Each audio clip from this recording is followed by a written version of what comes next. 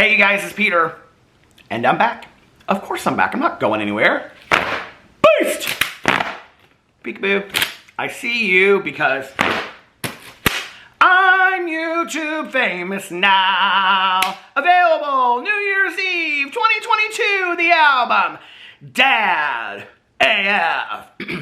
May old acquaintance be forgot.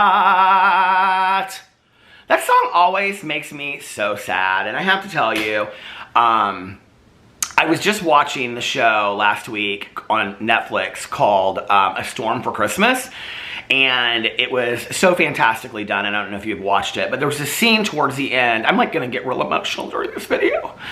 I already know that, I don't know why. I was just like looking at my notes that I wrote on the plane, and this is my last video of the year. But I was watching this scene in the show, and it's this scene where they play the Rod Stewart version of Auld Lang Syne. And my husband, in driving me around, you know, everywhere the last couple weeks, has been playing this Cascade version of Auld Lang Syne. And like every time I hear it, I just like burst out into tears because I just feel so incredibly grateful to still be here. And I feel like in a lot of ways my life has gotten a lot smaller in the last year. But I'm kind of really grateful for that smallness in some kind of strange way, you know? And so I wanted to do a video, my last video of 2022, where I just kind of talk to you guys, and I'm not going to make it real long, but I don't think. I say that now and it'll end up being 30 minutes or something. But I just wanted to kind of talk to you guys. And I said this in my last video that I posted earlier today, but I feel so blessed that, you know, there was a long period of time during this year that I didn't post videos. And although I have to say that I didn't really miss being off of social media, it was really a nice break, honestly. I really did miss the interactions with you guys and the comments and the seeing people say things, you know, like, oh my God, thank you so much for posting this video. I'm going through this tough time. Or, you know, my husband and I watch your videos late at night before we go to bed and they make me laugh. And it was just, you know, all of those comments that I get on my videos, and I appreciate so much. And, you know, I started this when I started my BookTube channel 7 or almost 7 years ago.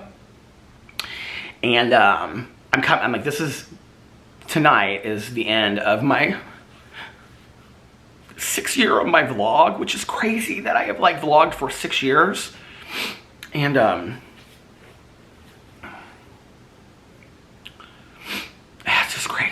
I'm so grateful for that channel, and I'm so grateful for the group of people, the Vloggerinos, that have organized themselves into this Facebook group that is just, they're so supportive of each other. And, you know, just recently on there, somebody in the Vloggerinos group, Emily, her grandma passed away.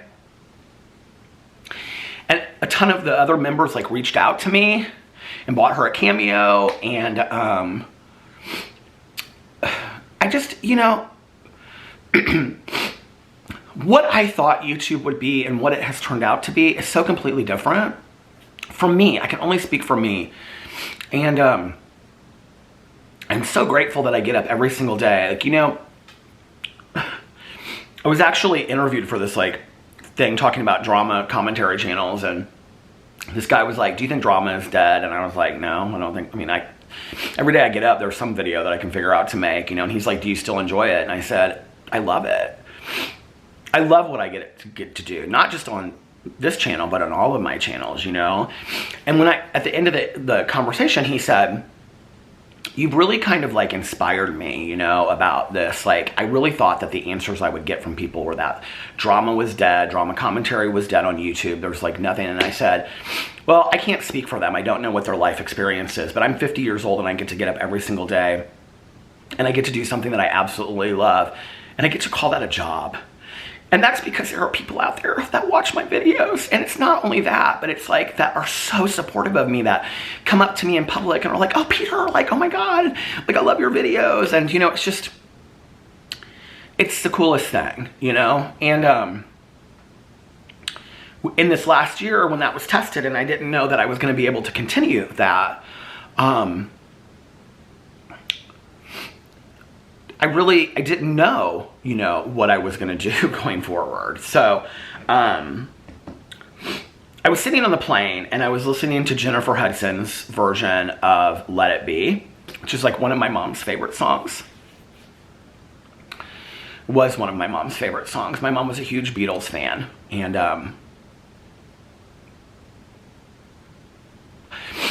I was listening to the lyrics of the song and, I was thinking back on the last year. And I was like, okay, if you did a video and you just talked about the 3 biggest lessons that you learned in the last year, because often, like on my Peterisms channel or whatever, I'll do a video where I talk about like the 5 greatest lessons I've learned in my life or whatever. I've done those videos through the years, right? So it was like, if you do a video where you talk about just like the 3 lessons that you've learned in the last year, what would they be? And I was like really thinking about it because I like really wanted to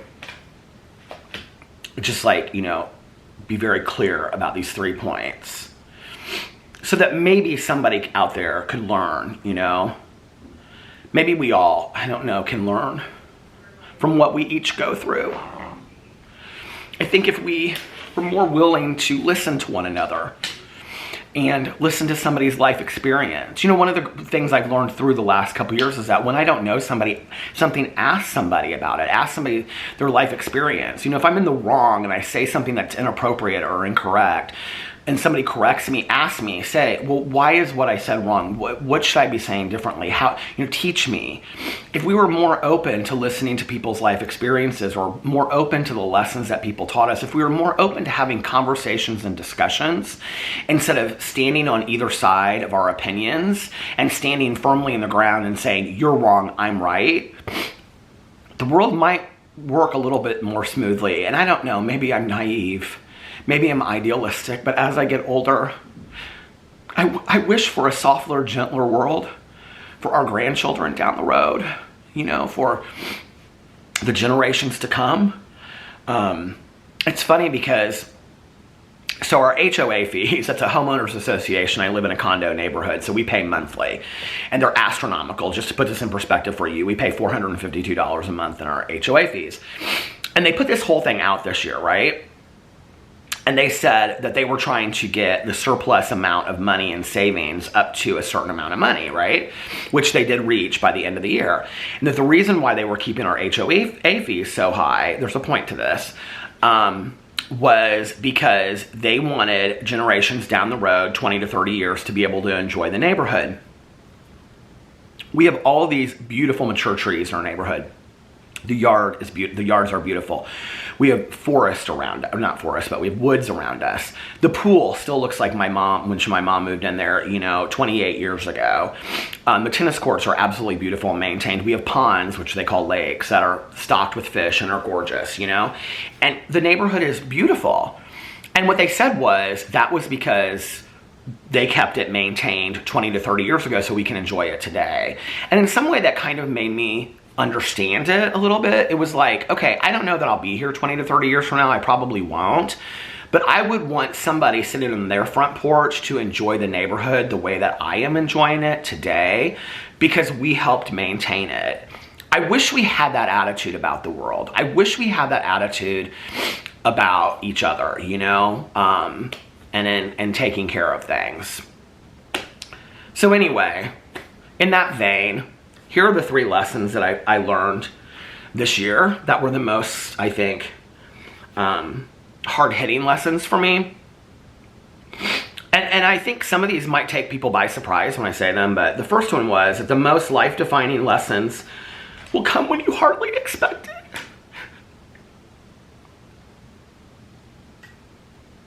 This year,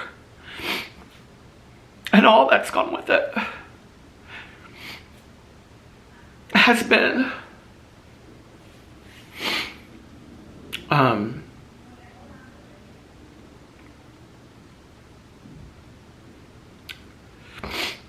been a lot to wrap my head around.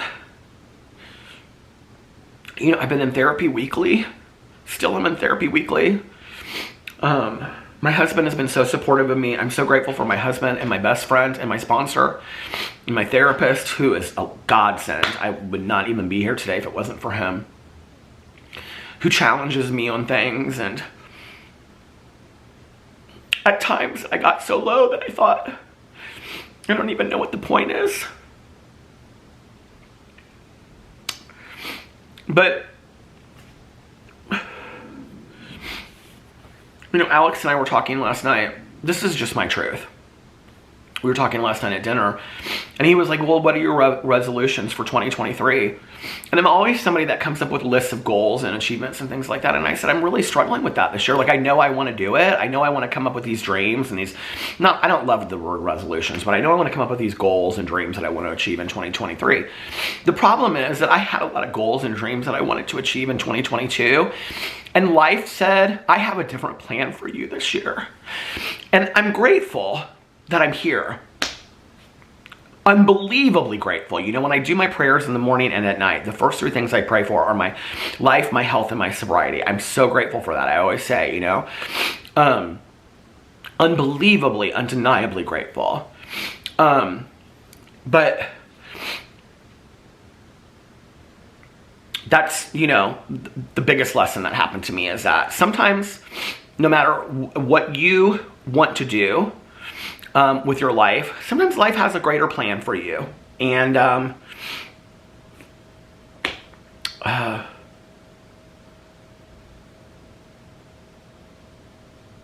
just feel really blessed to be here. I feel really, really blessed. It's this flip side thing, you know?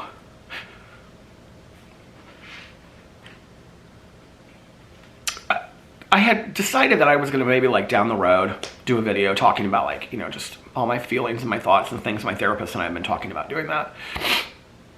But it's this flip side, right? It's like, because people always say like, you should feel so grateful, you know, that you're alive and that you're here. Like, I am, don't get me wrong, but like what goes with that gratitude is like really difficult, you know?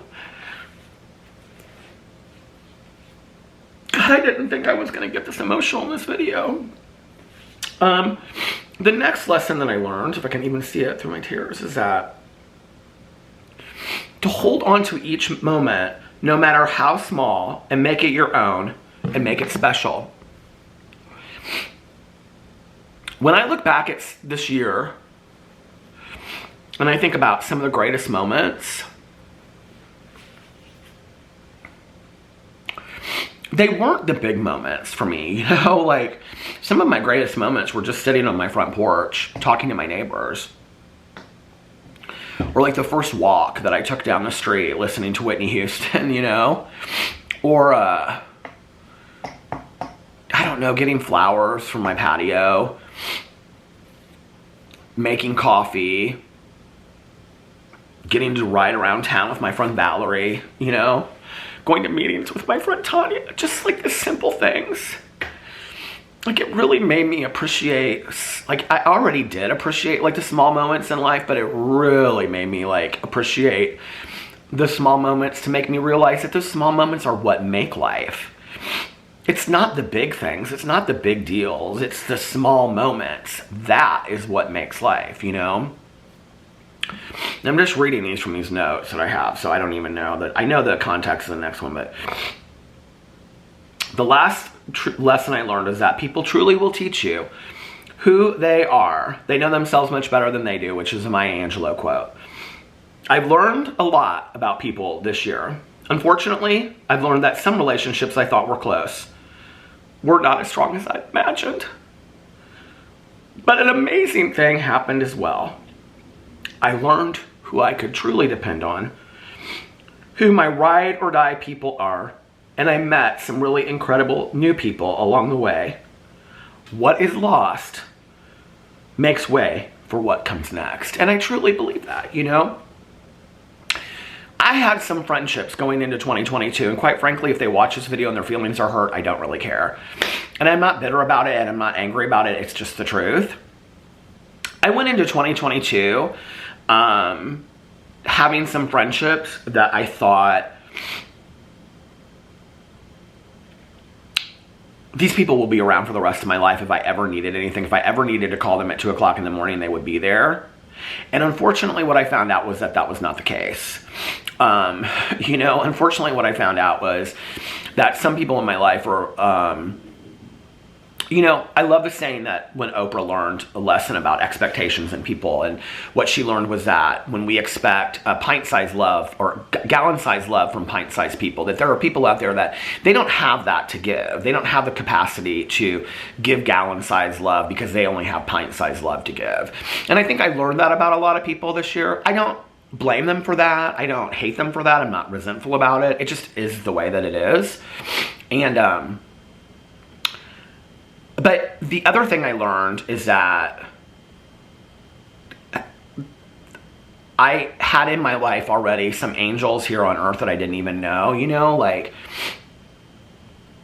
my sponsor has been unbelievable to me.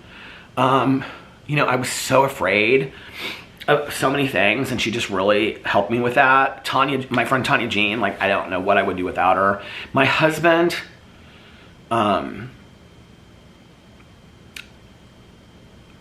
he allowed me to lean on him in ways, and he just took care of everything, you know, and allowed me to lean on him in ways that I just had never done before. My friend Valerie has been absolutely incredible. You know, she'll just call me up and be like, I'm coming to pick you up and drive you around just to get you out of that house. And it reminds me of that movie with Meryl Streep when she has cancer and they go pick. You know, it's like, but sometimes people just need to get out of the house, you know. And the other thing is that I've met some really incredible people this year. And not just in my personal life, which I have. I've met in my personal life just really unbelievable people that I hope will be there for the rest of my life. But outside of that, you know, like on YouTube, you know, I had some friendships on YouTube that I thought were just kind of come and go friendships that have shown that like die-hard, true friendships that people have really looked out for me, which is incredible. And I have made a lot of new friendships, you know, like, and just the Vloggerino group, and so many of you out there that have reached out to me, messaged my husband. It's just been unbelievable, you know. Mel, my book club partner, she and I have gotten a lot closer in the last year, and that's, we weren't even doing the book club, which we're restarting in January. So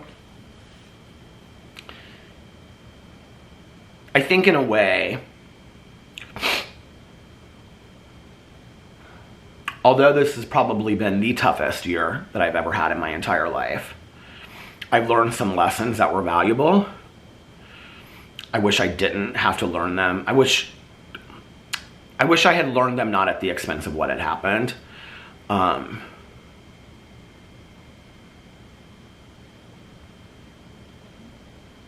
I think the greatest of which of all is gratitude and love.